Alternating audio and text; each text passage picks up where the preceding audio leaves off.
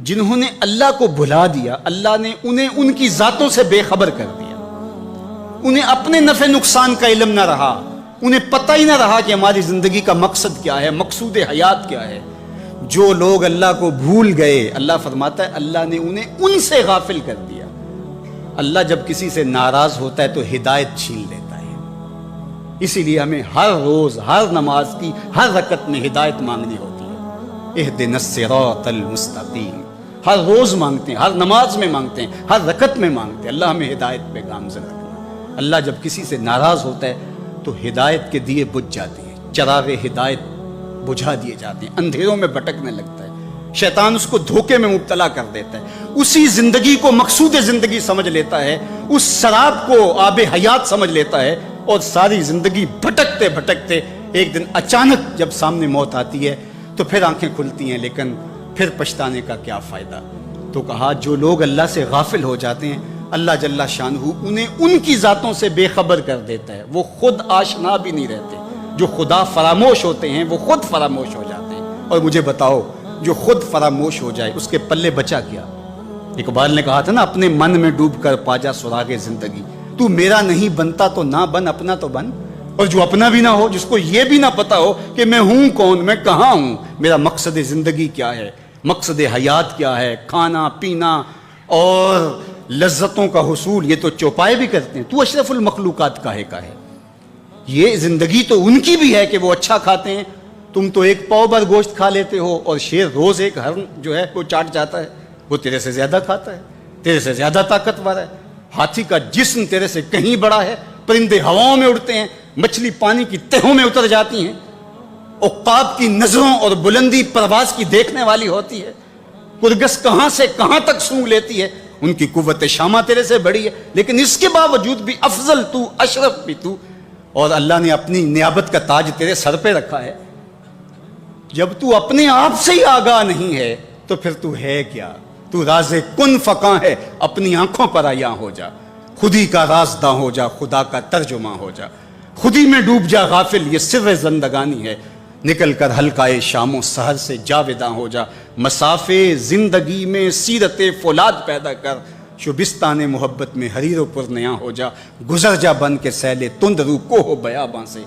گلستان راہ میں آئے تو جوئے نغمہ خاں ہو جا، تیرے علم و محبت کی نہیں ہے انتہا کوئی، نہیں ہے تجھ سے بڑھ کر ساز فطرت میں نوا کو، تو تو مقصود ہے، تو تو مسجود الملائک ہے، فرشتوں کی پیشانی تیرے حضور جھکی ہے، تو اپنے آپ سے آشنا ہی نہیں ہے، تجھے پتہ ہی نہیں کہ تو کون ہے، تجھے آگہی نہیں رہی کہ تو ہے کون، تیری ذات کیا ہے، فرشتے سلامیاں دیں، فرشتوں کی پیشانیاں جھکیں، تو دیکھ تو کھڑا کہاں ہے، کانپتا ہے دل تیرا اندیشہ طوفان سے کیا، ناخدا تو، بحر تو، کشتی بھی تو، ساحل بھی تو، دیکھ آ کر کوچائے چاکے گریباں میں کبھی، کیس تو، لیلا بھی تو، صحرا بھی تو، محمل بھی تو، وائے ناکامی کہ تو محتاج ساکی ہو گیا، میں بھی تو، مینا بھی تو، مستی بھی تو، حاصل بھی تو، آہ کس کی جستجو آوارہ رکھتی ہے تجھے، راہ تو، راہ رو بھی تو، رہبر بھی تو، منزل بھی تو، بے خبر تو، جوہر آئینہ ایام ہے، تو زمانے میں خدا کا آخری پیغام، تو سمجھے نہیں کہ تو خدا کو بھول کے سمجھا کہ میری زندگی آزاد ہو گئی، اب میں جو چاہوں کروں، میں خدا کا بھی انکار کر دیا، بلا دیا اس کو، کہا جب خدا کو تو بھولا تو خود کو بھول گیا، زندگی کے مقصد کو تو نے فراموش کر دیا، اب بھٹکتا ہے ارض فلات میں، جنگل میں پڑے ہوئے خشک پتے کی طرح، جس کو ہوائیں کبھی ادھر اڑا دیتی ہیں کبھی ادھر اڑا دیتی ہیں، مقصد حیات کا علم نہیں ہے، تو کون ہے، کہاں ہے، تیرا مقصد زندگی کیا ہے، خدا کو بھولنے کا یہ نتیجہ ہے جو تجھے بھگتنا پڑ رہا ہے۔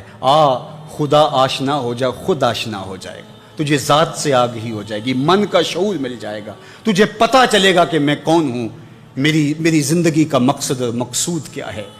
تو اگر تو ایسا نہیں کرے گا تو اللہ تجھے تیرے سے بے خبر کر، تیری ٹانگیں نہیں توڑ دی جائیں گی، تیرا رزق نہیں چھین لیا جائے گا، تیری آنکھوں سے روشنی نہیں اچکی جائے گی، تیرے کانوں کی سماعت نہیں کھینچ لی جائے گی، یہ سب کچھ ہوگا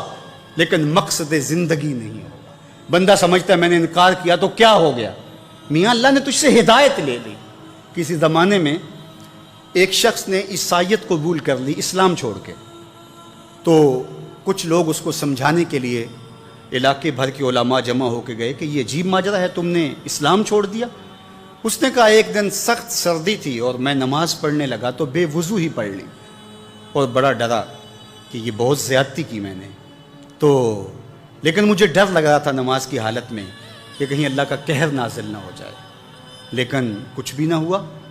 پھر ایک دن میرے پہ غسل واجب تھا اور میں نے اس حالت کے اندر نماز پڑھ لی، اور اس دن میں پھر ڈرا کہ یار زیادتی کی ہے تم نے، اللہ کا قہر آج ضرور نازل ہوگا،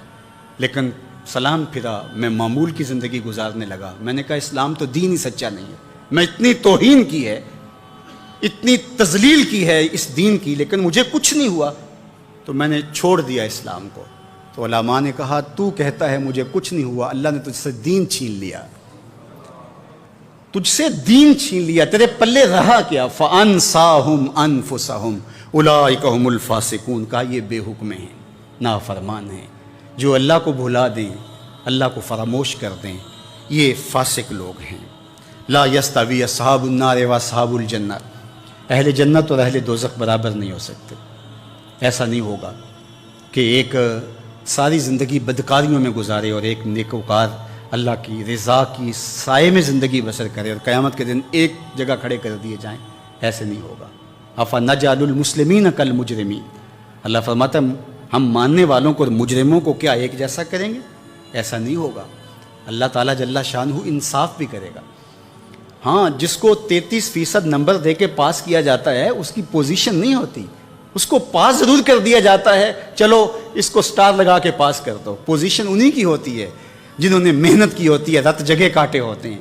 تو کہا مجرم اور ماننے والے برابر نہیں ہوں گے، تو فرمایا کہ وہ بے حکمے ہیں جو اللہ کے حکموں کو توڑتے ہیں، اس کے احکام کی جو ہے وہ توہین کرتے ہیں۔ تو جنت والے اور دوزخ والے برابر نہیں ہو سکتے، جنت والے جنت کے مزے لیں گے اور جہنم والے جہنم کی جلستی آگ میں ایک ذلت کی زندگی کاٹیں گے، موت بھی نہیں ہوگی وہاں۔ اللہ تعالیٰ جل شانہ قیامت کے میدان میں موت کو مینڈے کی شکل میں ظاہر کرے گا۔ کہتے ہیں جنت میں جا کے جنتیوں کے سینے میں ایک ہی خدشہ ہوگا، کھٹکا ہوگا، کہیں موت نہ آ جائے اور یہ نعمتیں چھن نہ جائیں، اور جو جہنمی ہے ان کے سینے میں ایک ہی امید کا چراغ روشن ہوگا، کبھی موت آ گئی تو مر جائیں، جان چھوٹ جائے۔ پھر مینڈے کی شکل میں روایت میں آتا ہے کہ موت کو لایا جائے گا، جنتی جنت سے، جہنمی جہنم سے گردنیں نکال کے اس منظر کو دیکھ رہے ہوں گے، پھر موت کو ذبح کر دیا جائے گا۔ جنتی اتنے خوش ہوں گے